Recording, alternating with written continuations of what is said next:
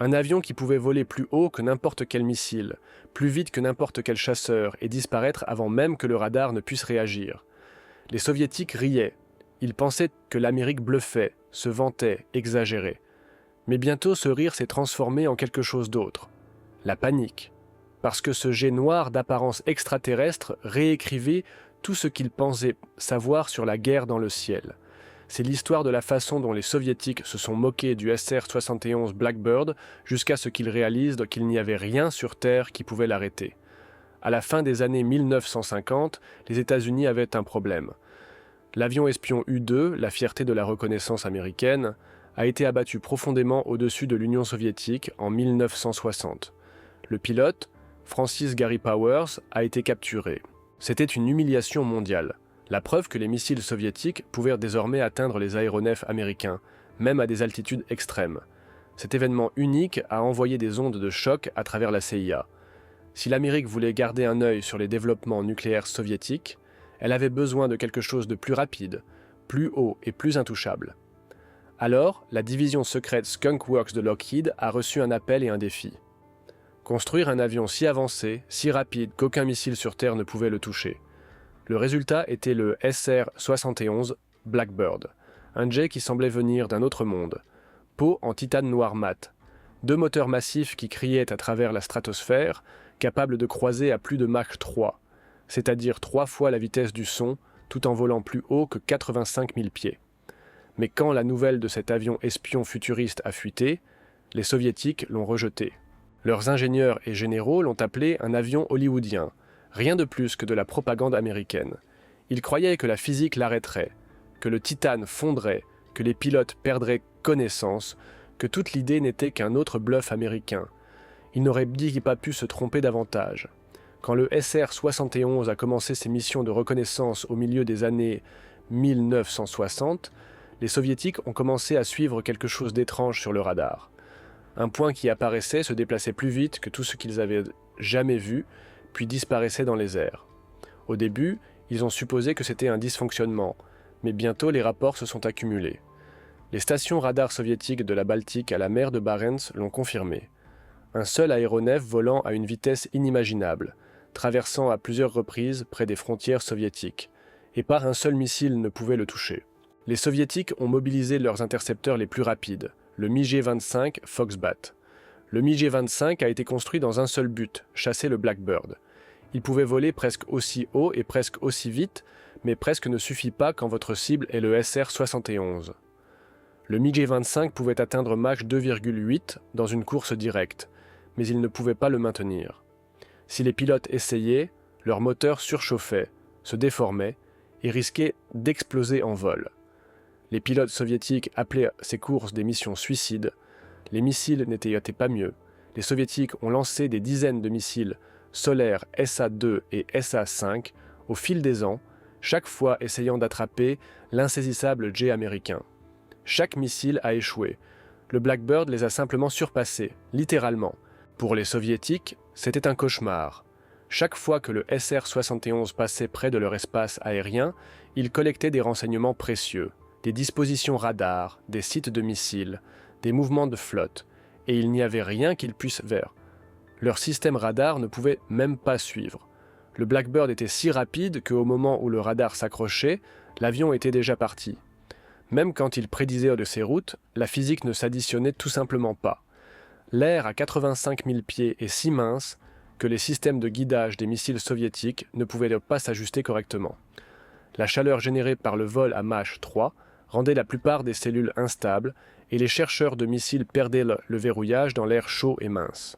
Les soviétiques ont continué à améliorer leurs missiles, à affiner leurs radars et même à reprogrammer les tactiques des intercepteurs. Rien n'y a fait. Chaque fois qu'ils pensaient être prêts, le SR-71 volait juste un peu plus haut, un peu plus vite. À la fin des années 1970, les soviétiques ont réessayé. Cette fois avec le MiG-31 Foxhound. Plus rapide, meilleur radar, missile à plus longue portée. C'était l'évolution suivante du Foxbat. Des pilotes comme le major Miyaki qui pilotait le MiG-31 ont admis plus tard qu'ils avaient été briefés sur le Blackbird constamment. Ils ont étudié ses routes, son altitude et son timing. Le commandement soviétique a même conçu des embuscades d'interception spécifiques, positionnant des MiG loin en avant de la trajectoire de vol du SR-71, espérant le prendre par surprise. Cela semblait intelligent, mais même cela a échoué. Miyaki a affirmé avoir verrouillé le radar sur le Blackbird plus d'une douzaine de fois, mais chaque interception s'est terminée de la même manière. Le SR-71 apparaissait sur le radar, montait légèrement, accélérait à Mach 3,2 et disparaissait. Le MiG-31 ne pouvait tout simplement pas réduire la distance. Ces missiles étaient certes puissants, des intercepteurs longues portées R-33, mais leur vitesse et leur système de guidage ne pouvaient pas gérer l'altitude ou la vélocité de la cible. Pour aggraver les choses, le SR-71 n'était pas seulement rapide, il était intelligent. La plupart des gens pensent que le SR-71 a survécu par la pure vitesse. C'est seulement la moitié de la vérité. Ce qui l'a vraiment rendu intouchable était son cerveau. Une suite avancée de contre-mesures électroniques, des décennies en avance sur son époque. Le Blackbird pouvait détecter les verrouillages radars à des centaines de kilomètres. Il pouvait brouiller les systèmes de ciblage, confondre le guidage des missiles, et même refléter de faux signaux radars pour faire croire qu'il était ailleurs. Et si cela ne fonctionnait pas, il appuyait simplement sur l'accélérateur. Les pilotes du SR-71 l'ont décrit comme ceci. Au moment où une alarme de missile retentissait, ils allumaient les postes-combusteurs, piquaient légèrement vers le haut et accéléraient à Mach 3,3. Le carburant du missile s'épuiserait avant qu'il ne s'en rapproche jamais. À ce jour, pas un seul SR-71 n'a jamais été abattu par des tirs ennemis. Des dizaines de missiles ont été lancés. Chacun d'eux a manqué. Néanmoins, cela ne signifie pas que les missions étaient libres sûres. Les pilotes du SR-71 voyaient dire souvent des traînées de chasseurs soviétiques essayant de monter vers eux, parfois 6 à la fois. Une mission au-dessus de la Baltique a vu 6 MiG-23 mobilisés pour intercepter un Blackbird. Ils ont atteint leur altitude maximale, les postes-combusteurs rugissant, mais le SR-71 était toujours à plus de 6000 mètres au-dessus d'eux, prenant tranquillement des photos tout le temps. Une autre fois au-dessus de la mer stérile, un SR-71 a subi une panne moteur en altitude, le forçant à descendre de milliers de pieds. Pour la première fois, il était à portée du radar soviétique. Les MiG ont été lancés immédiatement. Mais avant qu'ils ne puissent se rapprocher, quelque chose d'inattendu s'est produit. Un groupe de chasseurs suédois Viggen est apparu. Les Suédois, volant sous un drapeau neutre, ont escorté le Blackbird endommagé vers l'espace aérien international, le sauvant effectivement d'être intercepté par les Soviétiques. Cette histoire est restée classifiée pendant des décennies jusqu'à ce que la Suède honore publiquement ses pilotes en 2018. Même endommagé, même quand les choses tournaient large et mal, le Blackbird ne pouvait toujours pas être attrapé. Alors, comment ce jet est-il resté invaincu pendant plus de 2 décennies de tension de la guerre froide ? Cela se résumait à 4 facteurs: la vitesse, l'altitude, le renseignement et la politique. Premièrement, la vitesse. Le SR-71 pouvait croiser plus vite que n'importe quel missile de son époque ne pouvait le maintenir. Même les intercepteurs modernes auraient du mal à suivre. Deuxièmement, l'altitude. À 85 000 pieds, il y a à peine assez d'air pour respirer, sans parler de guider un missile. Les Soviétiques ont appris que plus haut n'était pas toujours mieux. Le suivi radar est devenu instable, et les systèmes de contrôle des missiles abandonneraient simplement. Troisièmement, le renseignement. Chaque mission était méticuleusement planifiée. Les routes du SR-71 ont été calculées pour rester juste en dehors des frontières soviétiques, rasant le bord de la légalité. Ils voleraient dans l'espace aérien international, assez proche pour tout voir, assez loin pour éviter l'escalade. Et enfin, la politique. Les Soviétiques ne pouvaient pas se permettre de commencer une guerre pour un avion de reconnaissance. Abattre un SR-71 risquait un conflit direct avec les États-Unis, quelque chose qu'aucun des deux côtés ne voulait. Donc, même si les écrans radars soviétiques s'illuminaient, leurs généraux hésitaient. Les ordres venaient rarement de tirer. Et même quand ils venaient, c'était déjà trop tard.